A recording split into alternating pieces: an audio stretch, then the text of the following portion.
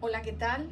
Muy bienvenidos y bienvenidas a este nuevo proyecto en el que estoy muy contenta de poner mi tiempo y mi energía.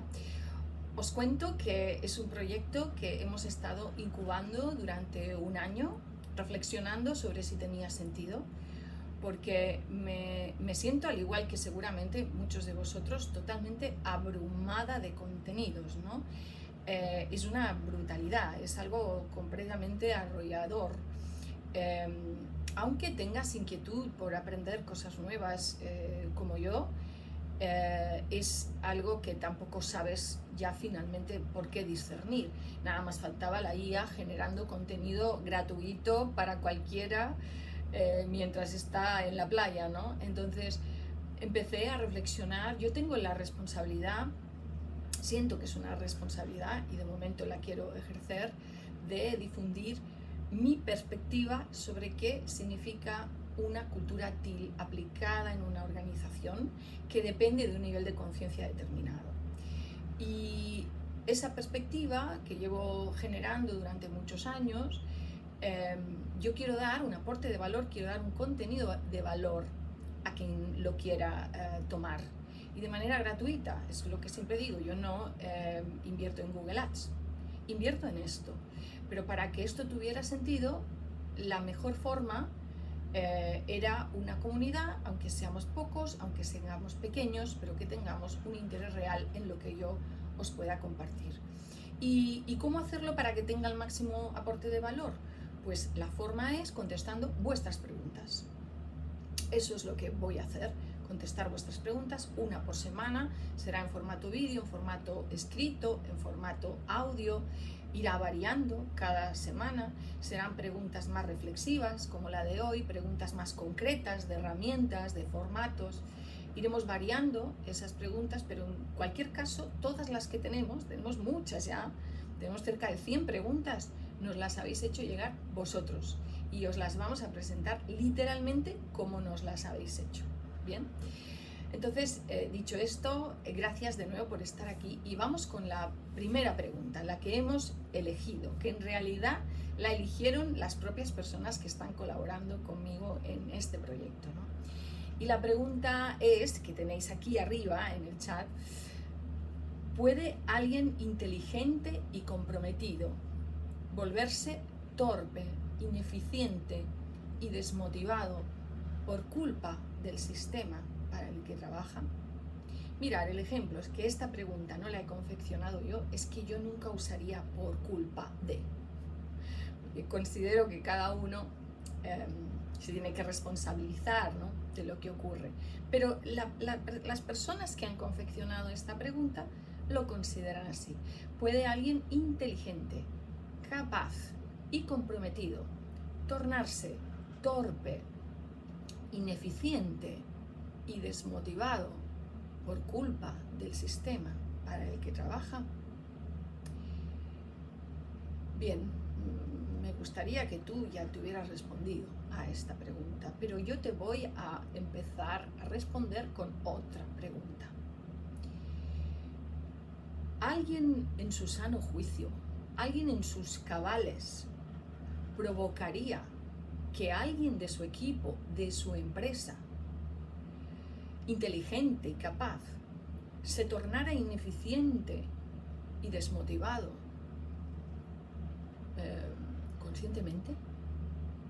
Insisto, alguien en sus cabales, alguien en su sano juicio, provocaría que gente del equipo inteligente y capaz se autocancelaran y se volvieran torpes y desmotivados en su organización. Conscientemente, no tiene ningún sentido. Lógica pura, no hablemos de filosofía, no tiene lógica. Si yo lo que quiero es lo mejor para mi organización, no voy a producir algo que a alguien inteligente y capaz le lleve a convertirse en ineficiente y desmotivado. Y muchas veces a autocancelarse a sí mismo. Entonces, ¿por qué podría ocurrir algo así? ¿Por qué razón? Y aquí es donde vamos a lo que es mi argumento, por raro que les siga pareciendo a la gente. Si puede pasar algo así, y os lo acabo de demostrar, es por falta de conciencia, por falta de sentido común, por falta de comprender algo muy básico, que es que a alguien inteligente y capaz hay que darle las máximas facilidades para que desarrolle eso dentro de mi organización. Dicho esto tan insensato, tan sin sentido, ¿ocurre? Contéstatelo tú, ¿ocurre? La respuesta es que sí, que ocurre a unos niveles absolutamente escandalosos. Es algo muy sorprendente. A mí me sigue sorprendiendo. Hablamos de todos los estudios desde hace como 4 o 5 años, estudios de Gallup, estos estudios macro, donde marcan un nivel de desmotivación de los trabajadores generalizado que no deja de crecer. El 60, el 70, el 75, el 80% de empleados se manifiestan desmotivados por su puesto de trabajo. ¿Sí?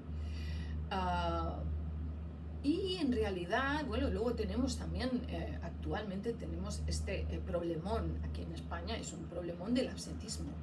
Hace 2 semanas me llamaba una empresa de aquí del pueblo y me preguntaba si conocía a alguien que fuera responsable o si podía ayudarles a hacer un proceso de selección, porque de 4 personas que son en la empresa, 2 están de baja. Me decía, voy a tener que cerrar la empresa. Entonces, ¿qué está pasando de fondo, ¿no? El tema del absentismo laboral es un melón mucho más gordo y como siempre, en nuestra sociedad se está abordando de una manera demasiado superficial, ¿sí?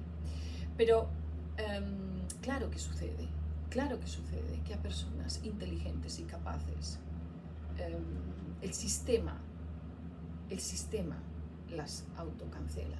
¿Y por qué sucede esto? Por 2 razones. 2 fundamentales. Una es por el organigrama que las empresas, en un 80% o 90%, las empresas tradicionales aplican. Pensar que el organigrama actual que se aplica, el organigrama más o menos, aunque le llamen horizontal, si es un organigrama por áreas y es un organigrama por etiquetas, es decir, área de marketing, área financiera, y dentro de ese área tenemos la etiqueta del jefe, del administrativo, del subjefe. Si es esta estructura, que es más o menos la tradicional, nos llega heredada de hará unos 120 años. Y si miramos el primer organigrama que tenemos impreso, que os lo voy a dejar por aquí, y los organigramas actuales, 120 años de diferencia, prácticamente son iguales. En la era de la IA, con lo que han cambiado las comunicaciones, las personas, con la gente joven que llega, algo así es infumable. Entonces generamos estructuras cerradas, acotadas, sin un sentido, sin una lógica de qué es lo que se necesita o cómo se actualiza, y metemos ahí a personas dentro de contenedores, dentro de sistemas, de estructuras que tienen un funcionamiento absolutamente rígido. Un chico que se acaba de licenciar como ingeniero de telecomunicaciones, me explicaba la semana pasada, lleva su 3er trabajo en un entorno de gran corporación, ¿no? Y me daba una descripción tan excelente, tan perfecta, me decía, no hay espacio para la creatividad, no lo hay, es que ni siquiera no nos tienen en cuenta, es decir, no les interesa nuestra... allí todo el mundo está esperando que lleguen las 5 para soltar el boli. No hay un espacio. No me han preguntado en ningún momento cómo me gustaría mejorar algo. Si hablo de automatización, me dicen, tú automatiza lo que quieras, pero tú te quedas aquí hasta las 5 igual. Esta es la respuesta. Entonces, creamos sistemas completamente cerrados para los que no hay opción de que una persona inteligente y capaz se desarrolle. Mira, esto es como si tú te independizas y te vas a una casa y yo te diseño cómo tiene que ser tu casa. qué libros tienes que leer, dónde pongo la estantería, dónde pongo tu cama, cómo distribuyo, ¿no?, los muebles. ¿Qué margen vas a tener tú para crear allí tu propio hogar, tu propio espacio? Eso uno. Y dos, ¿cómo te vas a sentir cómodo en una estructura cerrada, en un mamotreto ya diseñado, además anticuado, ¿no?, en el cual tú te tienes que adaptar a unas tareas, ¿no? Pues esta es una de las razones por las cuales el sistema para el que trabajas puede llegar a llevarte a una autocancelación de tu inteligencia y de tu talento, y por tanto a una infelicidad profunda, que es ese 80 y pico % de gente que se declara infeliz haciendo lo que hace. Imaginar, si hablamos de propósito, si hablamos de sentido vital, que hace 30 años a mi abuelo esto no le importaba, pero hoy en día a la gente sí nos importa. Por suerte estamos evolucionando. Se trata solamente de eso. Y esta es una razón, el organigrama. Y la segunda razón sería el liderazgo. Hay muchas razones por las que un líder puede impedir que alguien de su equipo no brille. A veces son conscientes y a veces son inconscientes. Cuando son conscientes, y aquí me voy a usar a un gran pensador y un gran influencer actualmente, que es Xavier Marcet, que si no le conocéis os lo recomiendo, y en concreto recomiendo el libro Esquivar la mediocridad. En este libro él describe con mucha claridad a este perfil de líder mediocre, claramente mediocre, y una de lo que ejecuta claramente este líder mediocre es no permitir que la gente que tiene a su cargo brille. Por varias razones, porque primero no le interesa lo que hace, no le interesa lo que trabaja, y solamente le interesa agarrarse a su sillón y no salir de ahí. Y además, para hacer eso lo que necesita es justificación. Por tanto, lo que va a pedir a su equipo es que genere justificaciones. Da igual si tienen sentido o no, que genere justificaciones. Y sistemáticamente va a invitar a la gente a autocancelar cualquier tipo de propuesta y de iniciativa que tenga a este nivel. Este perfil puede ser uno de los del liderazgo que ejerza un sistema que a una persona inteligente le lleve a estar profundamente desmotivada.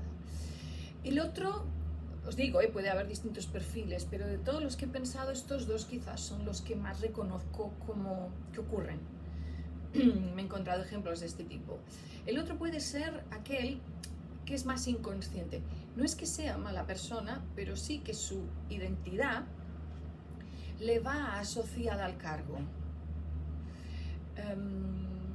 Personas que tienen muy poca autoconciencia sobre sí misma o muy poco trabajo personal, y ponen en el cargo que tienen en la empresa, en el liderazgo, en la jefatura, en el encargado, en lo que sea, ponen ahí su identidad de valor. Por tanto, todo el reconocimiento social dentro de la empresa y fuera de la empresa les va con ese cargo.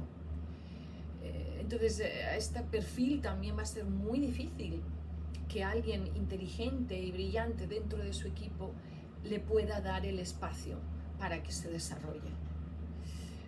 Lo va a hacer inconscientemente, pero sistemáticamente, porque le va su supervivencia, le va que le amen en realidad, le va ese reconocimiento.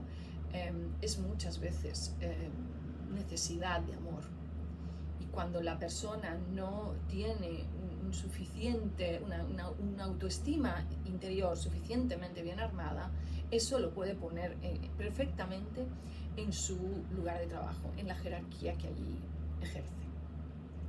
Obviamente, en el líder que no facilita que gente inteligente y capaz a su alrededor brille, hay muchos perfiles que pueden provocar esto, pero me han parecido que estos dos son los que reconozco por mi experiencia como más generalizados.